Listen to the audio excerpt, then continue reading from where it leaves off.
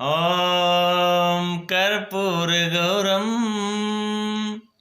करुणावतारं संसारसारं भुजगेन्द्रहारं संसारसारं भुजगेन्द्रहारं सदा वसन्तं हृदयारविन्दे भवं भवानी सहितं नमामि भवं भवानी सहितं नमामि। प्रिय विद्यार्थियों, प्रिंसिपल डॉक्टर बलवंत सिंह की तरफ से सभी बच्चों को शुभ आशीर्वाद।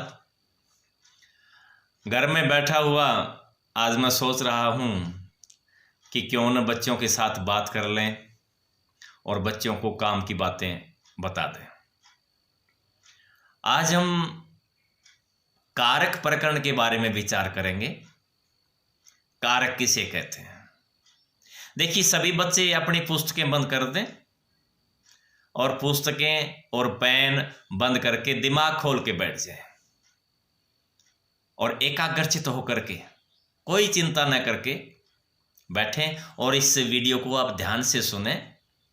वीडियो को ध्यान से सुनेंगे तो कारक प्रकरण आपको याद हो जाएगा, ये पक्की गारंटी है। अब कारक किसे कहते हैं? करोति इति कारक, यानी जो करता है। क्या करता है? यानी संज्ञा या सर्वनाम की क्रिया के साथ संबंध बनाने की प्रक्रिया को हम कारक कहते हैं। यानी जो क्रिया के साथ प्रत्यक्ष या अप्रत्यक्ष रूप से संबंध स्थापित करवा दे उसे हम कारक कहते हैं। अब कारक कितने हैं? हिंदी में कारक 6 माने जाते हैं, बल्कि संस्कृत में 6 मानते हैं और हिंदी में 7 मानते हैं। अब 7 कारक कौन कौन से हैं? अब देखिए, इनको आप कर्मानुसार याद कर लें, उन कारकों की विभक्ति भी आपको याद हो जाएगी। ध्यान से सुनना। संस्कृत में कारक 6 माने जाते हैं और हिंदी में 7 कारक माने जाते हैं। और कभी कभार जो कोई विद्वान है जो वो संबोधन को भी कारक मान करके वो 8 भेद कर देते हैं। आप इस संदेह मन ने पढ़ करके इन कारकों की परिभाषा याद करें और कारकों की पहचान, कारकों की विभक्तियां कैसे लगती हैं, विभक्ति किसे कहते हैं, ये सारी बातें आप ध्यान से सुनें। कर्ता ने कर्म को करण से संप्रदान के लिए अपादान से संबंध का के की अधिकरण में या पर संबोधन हे अरे, ये कारकों की चिन्हों सहित कारकों के नाम हो गए। कारक विभक्ति किसे कहते हैं?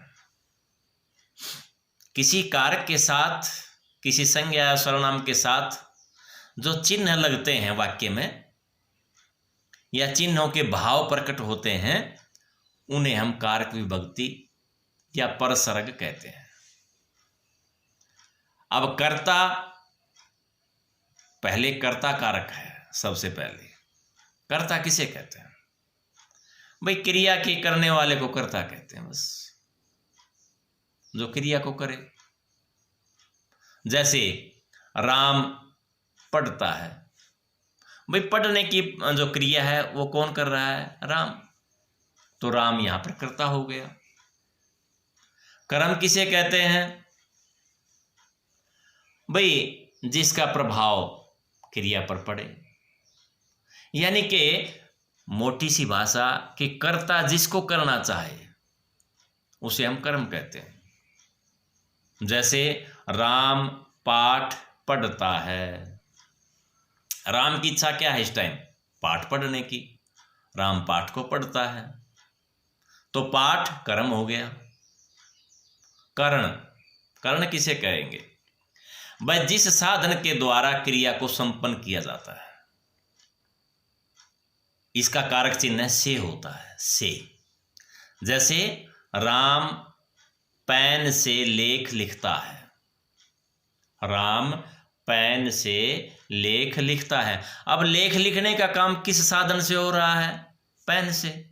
अब ये पेन से, ये कर्ण कारक हो गया, संप्रदान, जिसके लिए काम किया जाए। जैसे राम पास होने के लिए पढ़ता है। राम क्यों पढ़ता है? पास होने के लिए। ये पढ़ने का काम किस लिए हो रहा है? पास होने के लिए। राम पास होने के लिए पाठ पढ़ता है, तो ये पास होने के लिए संप्रदान कारक हो गया। अपादान, जिसमें अलगाव, जिसमें अलग होना, ऐसा भाव प्रकट हो, उसे हम अपादान कारक कहते हैं। जैसे वृक्ष से पत्ते गिरते हैं, लड़का गांव से आता है, विद्यालय से अध्यापक जा रहा है। ये विद्यालय से, गांव से, वृक्ष से ये अलग हो रहे हैं ना, इसलिए इनको अपादान कारक कहते हैं।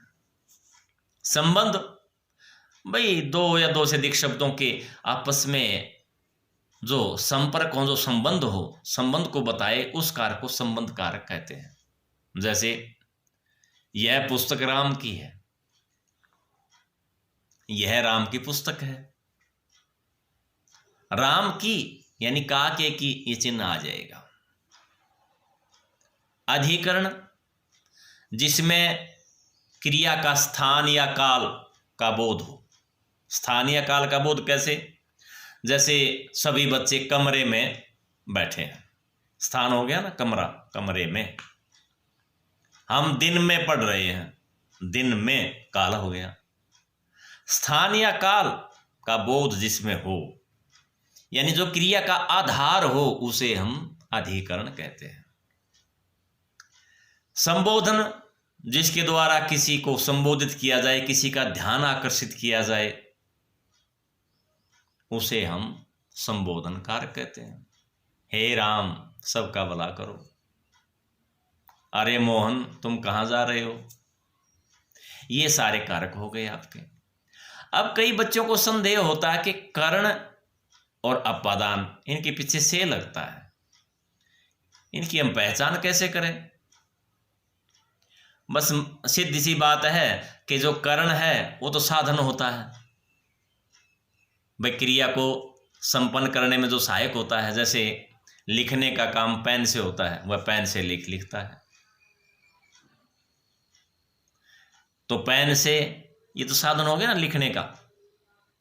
और जिसमें अलगाव हो, जुदाई हो, अलग होना, जैसे वृक्ष से पत्ते गिरते हैं, भाई पत्ते अलग हो रहे हैं। गांव से बच्चा आ रहा है, गांव से बच्चा अलग हो रहा है, उसमें साधन नहीं है कोई।